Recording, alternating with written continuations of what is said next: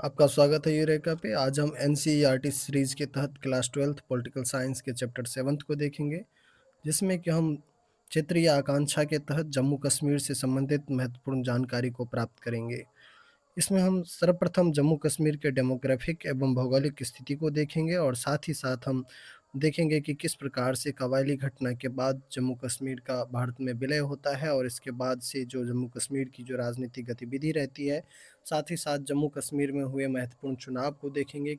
खास करके 1987 का जो चुनाव था, जहां से राजनीतिक गड़बड़ी का आरोप लगाया गया चुनाव में और जम्मू कश्मीर की जो राजनीतिक स्थिति थी वह पूर्ण रूप से बदल गई।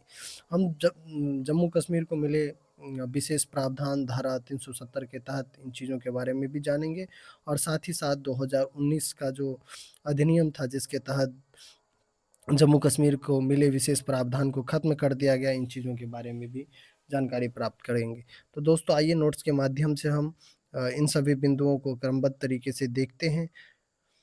तो ये वीडियो आपके बोर्ड एग्ज़ाम एवं अन्य किसी भी महत्वपूर्ण एग्ज़ाम के लिए अत्यंत महत्वपूर्ण है।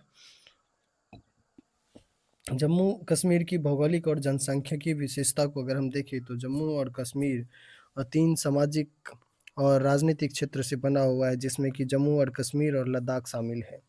दोस्तों, अगर यहाँ जम्मू की बात अगर हम करें तो यहाँ छोटी पहाड़ियाँ और मैदानी भाग है। यहाँ मुख्य रूप से हिंदू रहते हैं, हिंदू धर्म के लोग रहते हैं। मुसलमान, सिख और अन्य मतों के लोग भी रहते हैं, परंतु इनकी संख्या कम है। वहीं अगर कश्मीर की बात करें तो यह भौगोलिक रूप से घाटी का क्षेत्र है और यहाँ की जनसंख्या कश्मीरी मुसलमान अधिक है यहाँ, और कम संख्या में यहाँ पे हिंदू, सिख और बौद्ध तथा अन्य लोग भी रहते हैं। वहीं लद्दाख की अगर हम बात करें तो भौगोलिक रूप से यह पहाड़ी क्षेत्र है और यहाँ की जनसंख्या में लगभग बराबर की संख्या में बौद्ध और मुसलमान रहता है। दोस्तों, कश्मीर को लेकर के समस्या की जड़ को अगर हम देखें तो हमें 1947 से ही दिखाई देता है। 1947 से पहले जम्मू और कश्मीर एक राजसी रियासत थी। भारत में जैसे कि 565 रियासत हुआ करता था उस समय पे, जब ब्रिटिश का यहाँ पे रूल था, तो उस उन्हीं में से एक जम्मू कश्मीर भी था। तो जम्मू कश्मीर भी एक रियासी रियासत ही था। इसके शासक के आज़ादी के समय पे राजा हरि सिंह थे और देश की आज़ादी के समय हरि सिंह ने फैसला लिया था कि वह भारत या पाकिस्तान में शामिल होना नहीं चाहते हैं, वो स्वतंत्र रहना चाहते हैं। पाकिस्तानी नेताओं ने सोचा कि कश्मीर क्षेत्र पाकिस्तान का हिस्सा है, क्योंकि वहाँ की अधिकांश संख्या जो है वो मुसलमान थी। कश्मीर के लोग भी खुद को स्वतंत्र रखना चाहते थे, वो भारत और पाकिस्तान में शामिल नहीं होना चाहते थे। वो अपनी पहचान कश्मीरियत को बचाए रखना चाहते थे। दोस्तों, यहीं पे 1900 थोड़ा हम पीछे देखें अगर हम कि एक महत्वपूर्ण पार्टी है जम्मू कश्मीर में, जिसे हम नेशनल कॉन्फ्रेंस के नाम से जानते हैं। इसके बारे में कुछ महत्वपूर्ण जानकारी प्राप्त करते हैं, क्योंकि बाद के वर्षों में जम्मू कश्मीर में नेशनल कॉन्फ्रेंस का महत्वपूर्ण भूमिका रहता है। नेशनल कॉन्फ्रेंस की स्थापना 1932 में शेख अब्दुल्ला ने की थी। आरंभ में इसे all Jammu and Kashmir Muslim conference के नाम से जाना जाता था, जिसके बाद 1939 में नाम बदल करके जम्मू और कश्मीर नेशनल कॉन्फ्रेंस कर दिया गया। राज्य में नेशनल कॉन्फ्रेंस के शेख अब्दुल्ला के नेतृत्व में चलाया गया लोकप्रिय आंदोलन महाराजा से छुटकारा पाना चाहता था और यह आंदोलन पाकिस्तान में शामिल होने के भी विरुद्ध था। नेशनल कॉन्फ्रेंस एक धर्मनिरपेक्ष संगठन था और इसका कांग्रेस पार्टी से अच्छा संबंध था उस समय में। और इसी संबंध का परिणाम था कि धारा 370 के तहत जब जवाहरलाल नेहरू की सरकार थी केंद्रीय स्तर पे, उस समय में जम्मू कश्मीर को स्वायत्ता प्रदान किया गया, विशेष स्वायत्ता दिया गया। पाकिस्तान के कबायली हमले की अगर हम बात करें तो अक्टूबर 1947 में पाकिस्तान ने कश्मीर पर कब्जा करने के लिए कबायली घुसपैठिए को भेजे। कबायली घुसपैठिए की वजह से महाराजा हरि सिंह को भारत सरकार से मदद मांगना पड़ा। इसी समय महाराजा ने भारत के साथ विलय पत्र पर हस्ताक्षर किया और जम्मू कश्मीर भारत का अभिन्न हिस्सा बन गया। इस हमले में पाकिस्तानी ने कश्मीर के एक हिस्से पर कब्जा कर लिया और पीओके के नाम से इसे जाना जाता है वर्तमान समय में, जिसे हम इंग्लिश में पाक ऑक्युपाइड कश्मीर या हिंदी में पाक अधिकृत पाकिस्तान अधिकृत कश्मीर के रूप में जानते हैं। इस मामले को भारत सरकार द्वारा यूएनओ में ले जाया गया। 21 अप्रैल 1948 को यूएनओ ने अपने प्रस्ताव में 3 चरणों की प्रक्रिया की अनुशंसा की थी। अगर इस 3 चरण को अगर हम देखें तो सर्वप्रथम था कि पाकिस्तान को अपने वे सारे नागरिक वापस बुलाने थे जो कश्मीर घुस गए थे। भारत को धीरे-धीरे अपनी फ़ौज कम करनी थी ताकि कानून व्यवस्था बनी रहे।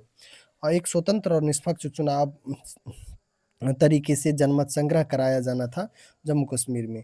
इस प्रस्ताव के अंतर्गत कोई प्रगति नहीं हुई। मार्च 1948 में शेख अब्दुल्ला जम्मू-कश्मीर का पीएम बनाए गए तथा भारत सरकार द्वारा अनुच्छेद 370 के तहत जम्मू-कश्मीर को अस्थायी स्वायत्तता प्रदान किया गया था। ये परमानेंट नहीं था, अस्थायी था। अब देखते हैं धारा 370 को लेकर के यहाँ पे 2 मत उभर कर के सामने आता है। अनुच्छेद 370 के तहत जम्मू-कश्मीर को स्वायत्तता देने के बाद 2 प्रकार के जो मत देखने को मिला वो यह था, जम्मू-कश्मीर के बाहर के लोगों का मत अलग था और जम्मू-कश्मीर के रहने वाले लोगों का मत अलग था। जम्मू और कश्मीर के बाहर के लोगों का मत था कि अनुच्छेद 370 द्वारा प्रदत्त राज्य का विशेष दर्जा राज्य को भारत से पूर्ण रूप से एकीकृत नहीं होने देता है। इस दृष्टिकोण के वर्ग को लगा कि अनुच्छेद 370 को रद्द कर देना चाहिए और जम्मू और कश्मीर को भारत के किसी अन्य राज्यों की तरह ही माना जाना चाहिए। जम्मू कश्मीर के लोगों का क्या मत था? जम्मू कश्मीर के लोगों का मानना था कि अधिकांश कश्मीरियों का मानना था कि अनुच्छेद 370 द्वारा प्रदत्त स्वायत्तता पर्याप्त नहीं है। उन लोगों की 3 मुख्य शिकायतें थी। एक तो वो चाहते थे कि जनमत संग्रह हो, दूसरा वो धारा 376 के तहत और अधिक प्रावधान चाहते थे और वो लोकतंत्र की बहाली चाहते थे। देखिए, जनमत संग्रह को लेकर के उनका ये मत था कि कबायली हमले से उत्पन्न परिस्थितियों के सामान्य होने पर विलय विलय का जो मामला राज्य के लोगों को विचार करने के लिए छोड़ देने का वादा किया गया था, उसे पूरा नहीं किया गया। इसीलिए उनका मानना था कि जनमत संग्रह होना चाहिए वहाँ पे। 370 के तहत जो प्राप्त प्रावधान थे, इन चीज़ों को लेकर के मानना था कि इसमें और अधिक प्रावधान किए जाने चाहिए थे। जम्मू-कश्मीर के लोगों को विशेष प्रकार से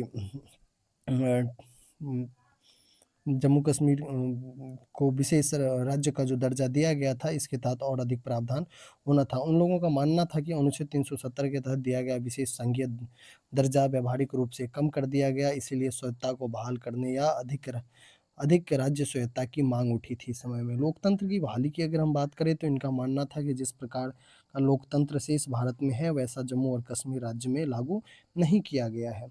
1948 के बाद की अगर हम राजनीतिक विकास की अगर हम बात करें तो प्रधानमंत्री बनने के बाद शेख अब्दुल्ला ने भूमि सुधार और अन्य नीतियां शुरू की, जिससे कि उन्हें सामान्य जनों को लाभ पहुंचा और वो लोकप्रिय होने लगे।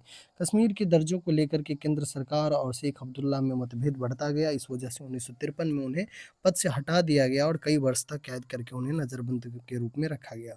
1953 से 1974 तक कांग्रेस का प्रभाव जम्मू कश्मीर में बढ़ा। 1973 और 1974 के बीच की अवधि में कांग्रेस पार्टी ने राज्य की नीतियों पर प्रभाव डाला। इसी समय नेशनल कॉन्फ्रेंस का एक धारा कांग्रेस में मिल गया। 1965 में जम्मू कश्मीर के संविधान में कुछ परिवर्तन किया गया, जिसके अंतर्गत राज्य के प्रधानमंत्री का पदनाम बदल करके मुख्यमंत्री कर दिया जाता है और इसके बाद इंडियन नेशनल कांग्रेस के गुलाम मोहम्मद सादिक राज्य के प्रथम सीएम बनते हैं। 1974 में इंदिरा गांधी और शेख अब्दुल्ला में समझौता हो जाता है और वह राज्य के सीएम बनाए गए। इसके बाद शेख अब्दुल्ला ने नेशनल कॉन्फ्रेंस को पुनर्जीवित किया, जिससे कि 1977 में विधानसभा चुनाव में बहुमत मिलता है।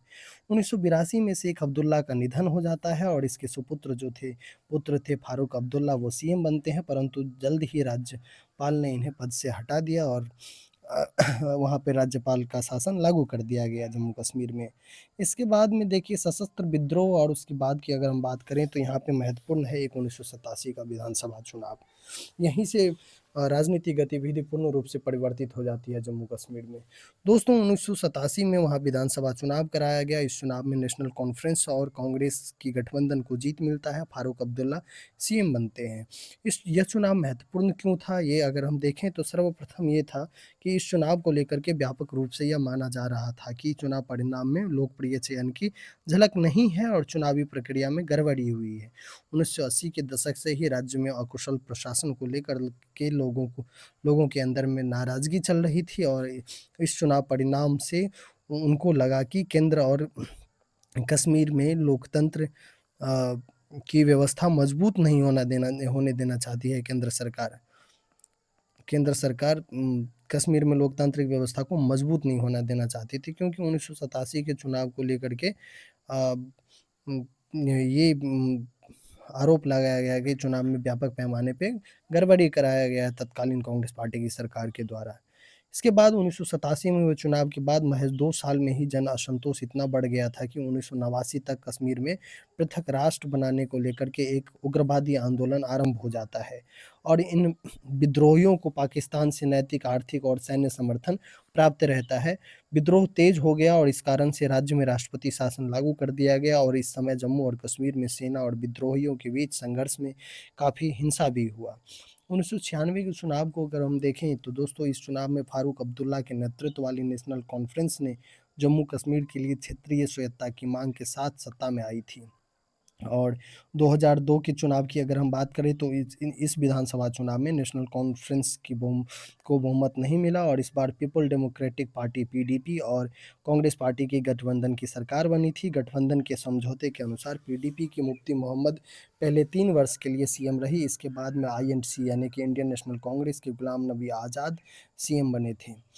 दोस्तों 2008 के चुनाव की अगर हम बात करें तो इस चुनाव के परिणाम में भी किसी एक दल को बहुमत नहीं मिला और गठबंधन की सरकार बनी। नेशनल कॉन्फ्रेंस और आईएनसी ने मिलकर के इस बार सरकार बनाया और सीएम उमर अब्दुल्ला बने। इस चुनाव के बाद राज्य में लगातार हुर्रियत कॉन्फ्रेंस द्वारा अशांति फैलाया गया। वहीं पे 2014 की अगर हम चुनाव की बात करें तो इस चुनाव में पिछले 25 वर्ष में सबसे अधिक मतदान रिकॉर्ड किया गया। पीडीपी और बीजेपी ने मिलकर के गठबंधन का सरकार बनाया। पीडीपी के मुफ्ती मोहम्मद सईद और सीएम बने। इनके निधन के बाद 2016 में इनकी बेटी महबूबा मुफ्ती को सीएम बनाया गया जो राज्य की प्रथम महिला सीएम थी। महबूबा मुफ्ती के कार्यकाल में कई आतंकवादी घटनाएं हुई। इससे बाहरी और भीतरी तनाव बढ़ता चला गया। जून 2008 में बीजेपी ने मुफ्ती की सरकार को दिए समर्थन वापस ले लिए। इसके बाद राज्य में राष्ट्रपति शासन लागू कर दिया गया। दोस्तों जम्मू कश्मीर पुनर्गठन अधिनियम 2019 की अगर हम बात करें तो 5 अगस्त 2019 को जम्मू कश्मीर पुनर्गठन अधिनियम के द्वारा जम्मू कश्मीर को अनुच्छेद 370 के तहत मिले विशेष स्वायत्तता को समाप्त कर दिया गया।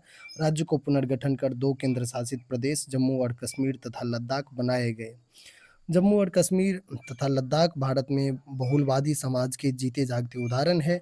वहाँ न केवल सभी प्रकार के धर्म, संस्कृति, भाषाई, जातीय और जनजातियों की विविधताएं हैं, बल्कि वहाँ विविध प्रकार की राजनीतिक और विकास की आकांक्षाएं भी हैं। दोस्तों मुझे उम्मीद है कि ये वीडियो आपको पसंद आया होगा। अगर पसंद आया हो तो अपने दोस्तों के साथ ज़रूर शेयर करें और चैनल को ज़रूर सब्सक्राइब करें। धन्यवाद।